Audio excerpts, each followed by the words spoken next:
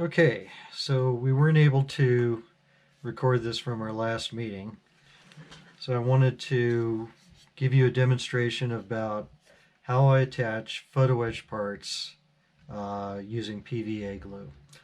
So the first thing, uh, got a small section of photo etch railing right here, so I'm going to remove that first, and I use that using a sharp hobby knife. And in this case, I've got a piece of acrylic plastic. It's black. And then I've got a little holding tool. So I'm basically just pressing it down, putting it over the photo etch railing itself. And then I'm cutting off the little connecting points to the fret.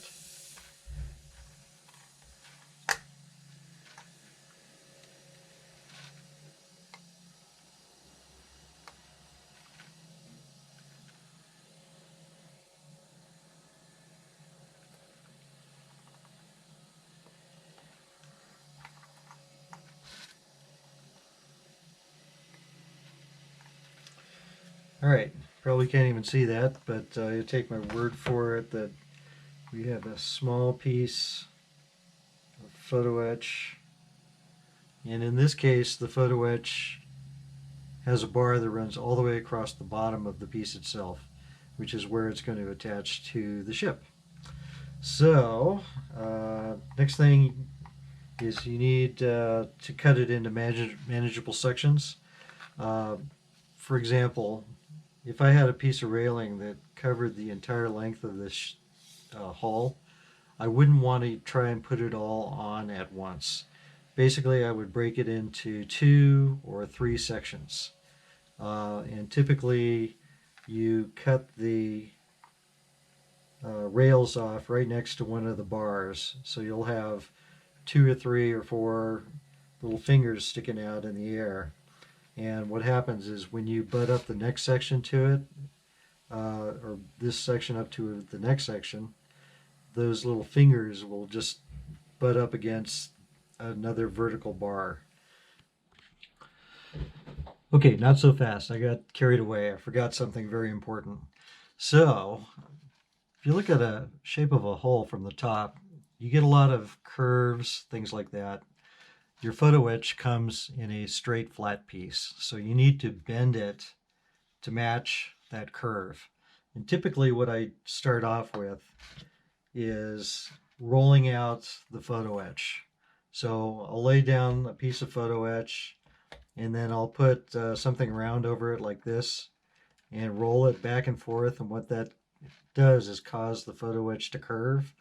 But then you're going to have to straighten it out where it straightens out. And typically you do that with a pair of tweezers or with your fingers or whatever you're comfortable with. But you got to make sure that while you're doing that, you're not jacking up your photo etch. In other words, bending rails in unnatural positions, things like that. Something else you want to consider when shaping your photo etch is to use something like this, which is called a hold and fold.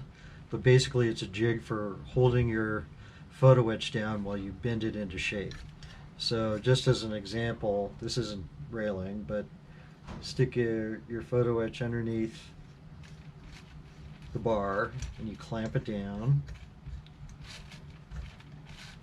And typically use something like a razor blade to get underneath it. Alright, then use that razor blade, butt up against the frame, and you bend it to 90 degrees or 45 degrees or whatever is required for where that photo etch railing is supposed to go. No photo etch was injured while making this film.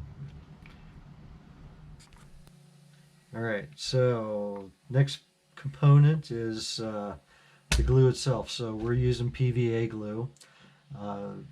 I like the Gator's Grip thin blend. You can use their regular blend, which looks like that.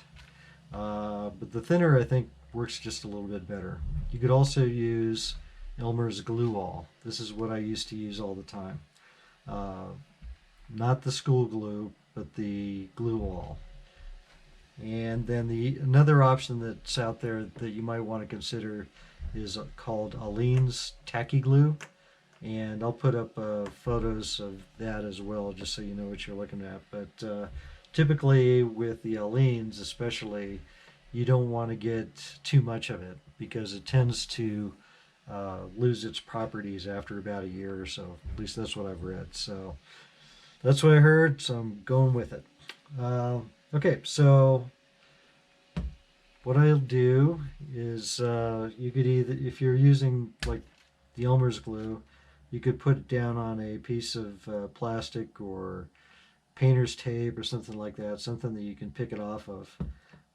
But these little Gator's Grip jars, if you give them a good shake, what happens is that you'll get some glue at the very top of the bottle. And that's where I like to draw it from. And this is a very simple process. You get the photo etch in your tweezers, like so. And then you get just a little bit of glue onto a Q-tip. And then what you want to do is you want to run that dollop of glue along the bottom of the rail, back and forth, just over and over again. And what's going to happen is that those first layers will kind of dry a little bit, and then you'll add some additional glue, which allows the piece to tack onto the model. Alright, so we got the glue in place, and I'm just going to put it on the edge next to where I put these other pieces before.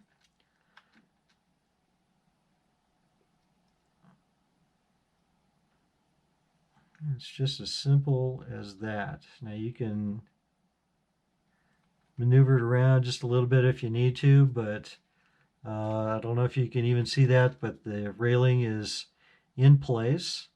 There's no globs of glue anywhere to be found, but if there were, what you can do is take a little bit of water and a good soft paintbrush, and you can literally just get it wet and then just swab away any excess glue that might have attached itself.